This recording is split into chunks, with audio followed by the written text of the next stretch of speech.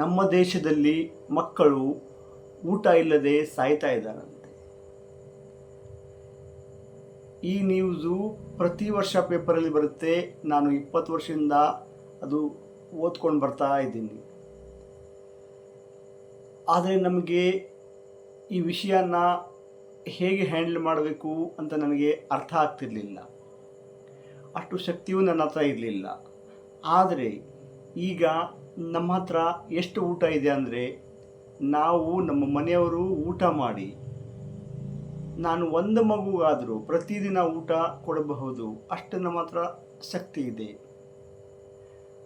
ಹಾಗಾದರೆ ಈ ವಿಷಯ ಏನು, ಮಕ್ಕಳು ಎಲ್ಲಿದ್ದಾವೆ, ಯಾವ ಮಕ್ಕಳಿಗೆ ಊಟ ಸಿಗ್ತಾ ಇಲ್ಲ ಅಂತ ನಾನು ಹುಡ್ಕಕ್ಕೆ ಹೋದೆ. ನನ್ನ ಮನೆ ಬಿಟ್ಟು ನಮ್ಮ ಗಲ್ಲಿಯೆಲ್ಲ ಹುಡುಕಿದೆ, ಇಡೀ ಬೆಂಗಳೂರು ಹುಡುಕಿದೆ. ಆದರೆ ನನಗೆ ಆ ವಿಷಯ ಅರ್ಥ ಆಗಿಲ್ಲ. ಅಂಥ ಸಮಸ್ಯೆ ನನಗೆ ಕಾಣಲೇ ಇಲ್ಲ. ಅದಕ್ಕೆ ನಾನು ಕೆಲವರಿಗೆ ವಿಚಾರಿಸಿದೆ, ಈ ವಿಷಯ ಅಂದರೆ ಏನು, ಹೇಗೆ ಮಕ್ಕಳು ಸಾಯ್ತಾ ಇದ್ದಾವೆ ಊಟ ಇಲ್ಲದೆ, ಆದರೆ ಎಲ್ಲೂ ಕಾಣ್ತಾ ಇಲ್ಲ, ಅದು ಏನೇ ಕಾಣ್ತಾ ಇದ್ದಾರೆ ಅಂದಾಗ ಅವರು ಕೆಲವರು ಜನ ನನಗೆ ಹೇಳಿದರು, ಈ ಊಟ ಇಲ್ಲದೆ ಮಕ್ಕಳು ಸಾಯ್ತವೆ ಅಂದರೆ ಕೆಲವೊಂದು ಮಕ್ಕಳಿಗೆ ಸರಿಯಾದ ಸಮಯದಲ್ಲಿ ಸರಿಯಾದ ಪ್ರಮಾಣದಲ್ಲಿ ಬೇಕಾಗಿರುವಂತಹ ಊಟ ಸಿಗುವುದಿಲ್ಲ. ಅವರು ಏನೇನೋ ತಿಂತಾರೆ, ಕಮ್ಮಿ ಪ್ರಮಾಣದಲ್ಲಿ ತಿಂತಾರೆ, ಅದಕ್ಕೆ ಅವರು ತುಂಬ ಸಣ್ಣ ಆಗ್ತಾರೆ. ಅವರಿಗೆ ಎಷ್ಟೊಂದು ಕಾಯಿಲೆಗಳಾಗಿರ್ತವೆ. ಆ ಕಾಯಿಲೆ ಮತ್ತು ಆ ಕಾಯಿಲೆಗೆ ಬೇಕಾಗಿರುವಂಥ ಔಷಧಿಗಳು, ಆ ಔಷಧಿ ಮೆಡಿಕಲಲ್ಲಿ ಎಷ್ಟು ಸಪ್ಲೈ ಆಗುತ್ತೆ, ಆ ಔಷಧಿಯ ಸಪ್ಲೈದ ಆಧಾರದ ಮೇಲೆ ಆ ದೇಶದಲ್ಲಿ ಎಷ್ಟು ಮಕ್ಕಳಿಗೆ ಈ ಸಮಸ್ಯೆ ಇದೆಯಾ ಅಂತ ಸಂಸ್ಥೆ ಆ ಪ್ರಮಾಣ ತೋರಿಸುತ್ತೆ. ಮೆಡಿಕಲಲ್ಲಿ ಯಾವ ಔಷಧಿ, ಮೆಡಿಕಲಲ್ಲಿ ಈ ವಿಷಯಕ್ಕೆ ಸಂಬಂಧಪಟ್ಟಂಥ ಕಾಯಿಲೆಗಳು, ಅದಕ್ಕೆ ಸೇಲ್ ಆಗುವಂಥ ಔಷಧಿಗಳು, ಆ ಔಷಧಿ ಸೇಲ್ ಆಗಿರುವ ಪ್ರಮಾಣದ ಮೇಲೆ ಆ ದೇಶದಲ್ಲಿ ಎಷ್ಟು ಜನ ಹಸುವಿನಿಂದ ಬಳಲುತ್ತಿದ್ದಾರೆ ಈ ವಿಷಯ ಅವರಿಗೆ ತಿಳಿಯುತ್ತೆ.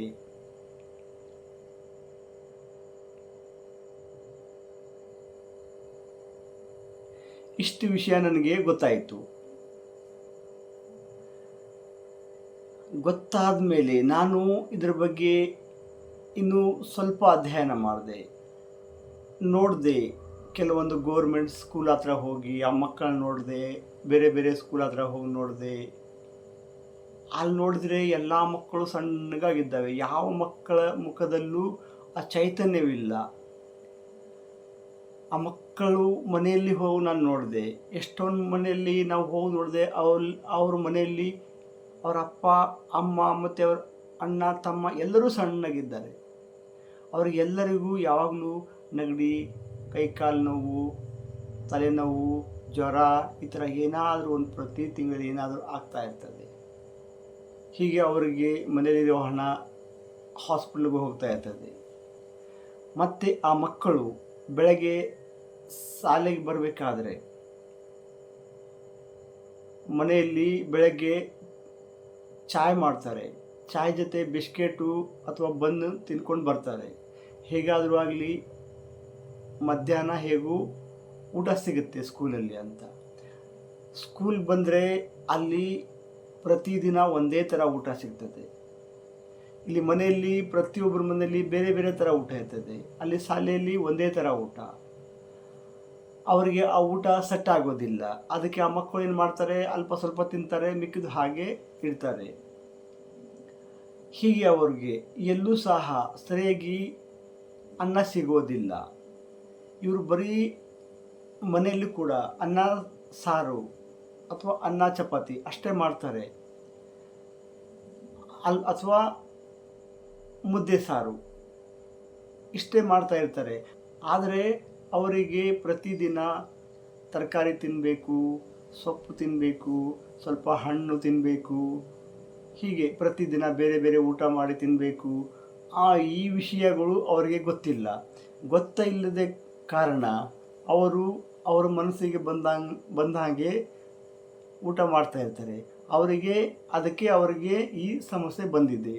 ಈ ವಿಷಯದ ಮೇಲೆ ನಾನು ಸ್ವಲ್ಪ ಅಧ್ಯಯನ ಮಾಡಿ ಇಲ್ಲಿವರೆಗೆ ಬಂದಿದ್ದೀನಿ ಮತ್ತು ಈ ಅಧ್ಯಯನಗಳು ನಂದು ಕಂಟಿನ್ಯೂ ನಡೀತಾ ಇದೆ. ಆದರೆ ಈಗ ಈ ವಿಡಿಯೋದ ಮುಖಾಂತರ ನಿಮ್ಮೆಲ್ಲರಿಗೆ ಹೇಳಲಿಕ್ಕೆ ಇಷ್ಟಪಡ್ತೀನಂದರೆ, ನಾನು ಇಲ್ಲಿಯವರೆಗೆ ಇಷ್ಟು ಅಧ್ಯಯನ ಮಾಡಿದ್ದೀನಿ ಮತ್ತು ಈ ವಿಷಯದ ಮೇಲೆ ನನ್ನ ಅಧ್ಯಯನ ಇನ್ನೂ ನಡೀತಾನೇ ಇದೆ.